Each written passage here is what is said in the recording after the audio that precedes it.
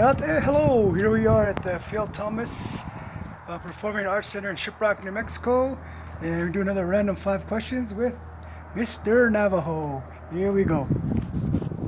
Yad anot squashik dosh the ne dosha twi dosh zan is set can shek and the dasha she ya can ya ani the ne enchland dot zet ani the ne e bashin turich in the ne ya dash she do can't let chini the ne ya dash nale in lay tefka hod ye de binashi tefka yan ahena hod ye dot zet she na hod ye e binashi e shnela sado shnela haskin shmado shja shnela keto be hj be kesh Zachariah George Ayahayinishia Mr Navajo with O Ayashe the Honosen Akoyat in Hidini Dole.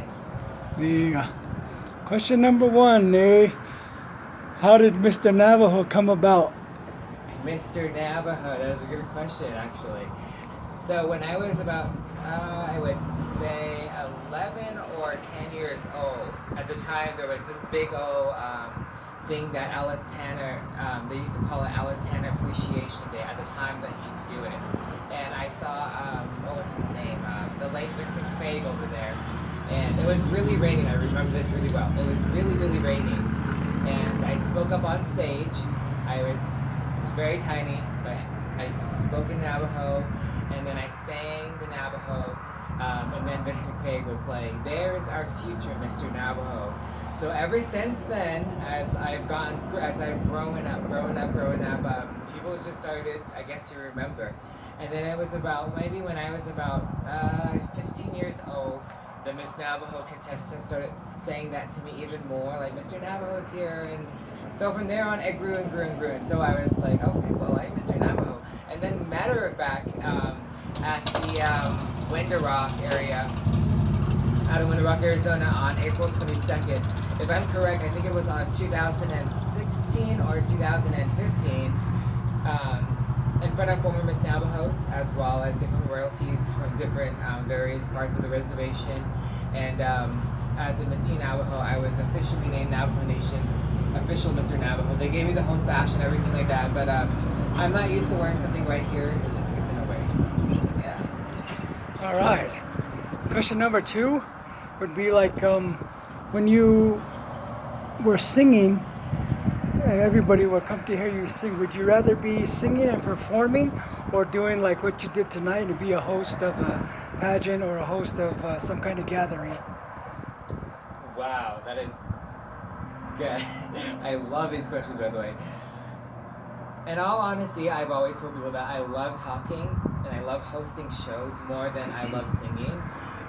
When I sing or when I perform, when I was growing up, I loved doing that more better, just because when I would sing, I had the good voice and everything like that. But then, of course, your voice changes, and hormones kick in and whatever.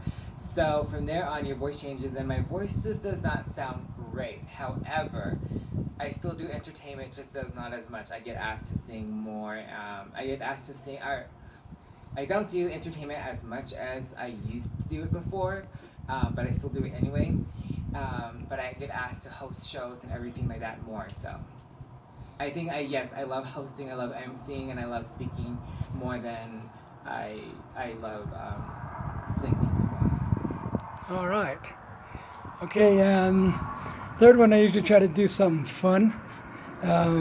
What would be like your fairy tale, like a fairy tale dream that you would want to come true? Wow. Fairy tales back in the old days, I guess, came true, but modern day fairy tales don't always have happy endings. Just kidding.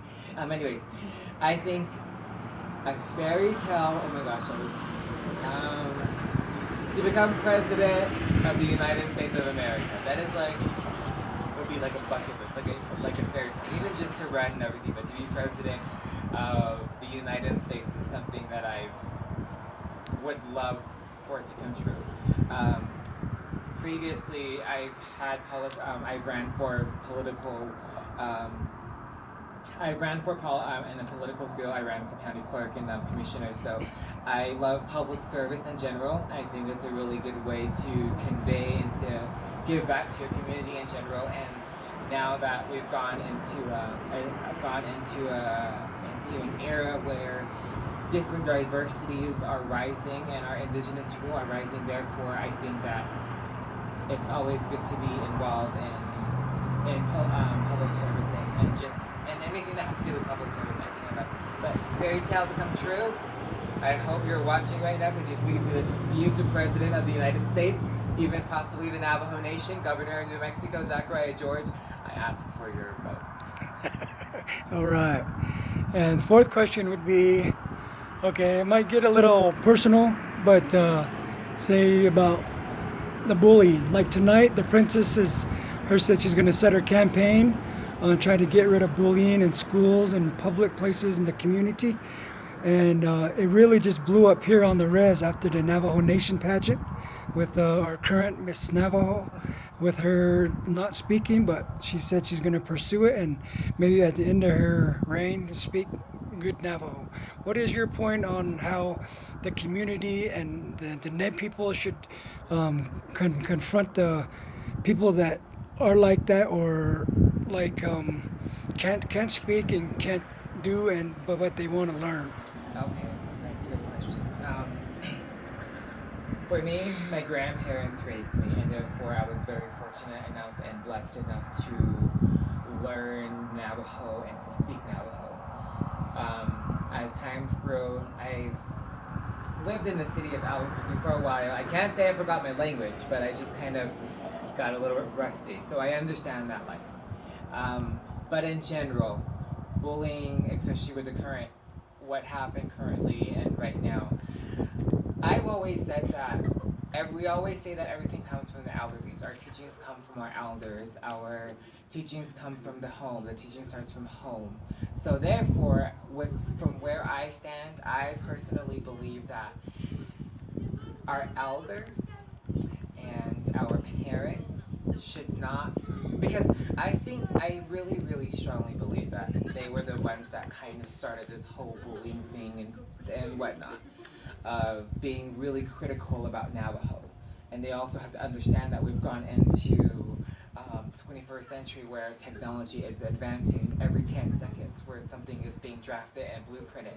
And then every 32 seconds around the world, technology is always being updated and advanced. And every 4 days, new technology is actually being made. That is fast. So therefore, and we've adapted to the Western society more than we have into our traditional ways of life. So therefore, I think our elders and our parents, our older folks need to be understanding. They need to be more open-minded, and they need to be more respectful of us. We're trying to learn. We're trying to teach. We're trying to push forward in our culture preservation. We're trying to retain our language and our cultures and our preservation. But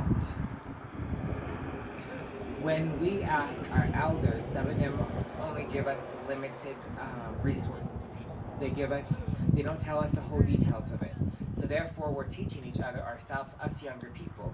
And it's so ironic and it's so cool that us younger generation here, we are actually teaching each other. We're being there for each other and standing up with each other. And so I just ask that the elders and our adults, the older adults in our family, please be respectful and open-minded and understanding that we are trying, we are retaining. Not we're trying, but our language is actually stronger than ever. There's a lot of kids out there, younger generation kids out there, who learn and who know and understand Navajo. And just remember that the teaching starts at home. So you're the parent, you're the grandma, you're the grandpa, and that's your responsibility as an individual. So therefore, it does not give you the rights to be a critic of others if you failed at that yourself. Wow, that's deep. And question number 5 usually pertains to our youth. Okay, I don't know how to put it in this situation. Let me ask you this first.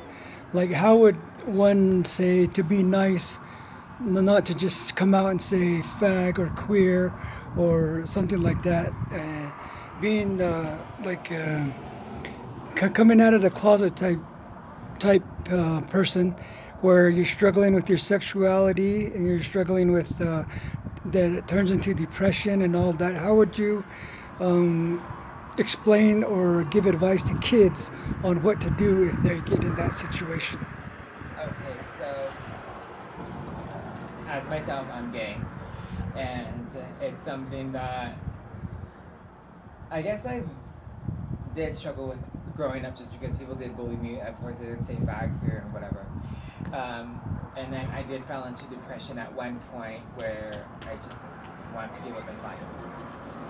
But to everybody who I know the feeling and I know the situation, but to everybody who is watching this and is coming from a gay person,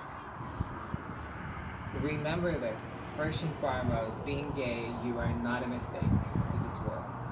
You come into this world as a blessing. Creator put you in this world. He made you wonderfully, and he brought you on here miraculously. So therefore, don't you ever think of yourself as you're a nobody. I want you to be successful. I want you to make a difference in this world. I want you to understand that the LGBT community, equality is coming bigger than ever. We're coming out stronger than ever. We're rising to the top. And let us continue to strive and to stand by each other. So therefore, do not ever think of yourself as a nobody. Do not ever think of yourself as a mistake to this world, because you are a blessing to myself, to the entire world, and to your family. Secondly, culturally and traditionally, it is said that if there is a gay person in the family, no matter how bad family can get, whether it's about to fall apart just because of that gay individual, that lesbian individual, that transgender individual that is there in that family, your family will never ever fall apart, because that individual will keep them together. The thirdly is, if you struggle and if you are trying to come out of the closet, and it's hard, I know it's hard, but at one point in life, you know, that's an option. If you want to come out of the closet, you know, that's totally up to you. And if you feel like you're not going to be welcome, you're not going to be loved, remember that you always have the LGBTQ family. And remember this, no matter what, your family will always come around. They will always come around, because your family is your foundation. Your family is what makes you who you are as an individual, and they will come around. It may take time to settle in. It will take time to settle in, trust me, it will. But as time progresses, as time goes forward, you will be accepted as who you are. And fourthly, I just ask that remember this. Be happy with yourself. Be you, and never ever change yourself for anyone, and make sure you are happy with yourself, and never try to please anybody else, because if you please everybody else, you'll not be happy with yourself. Be happy with yourself, even though if people are not pleased with it. As long as you're happy, then know that you will live a good, successful, happy life. And remember, last message from Mr. Navajo. Be you, be yourself, follow your wildest dreams, and you are worthy. Ahiyahan sago. Do adada hotnya do the incident hita holoro let on of school. Yeah, go ahead. You're welcome, yes.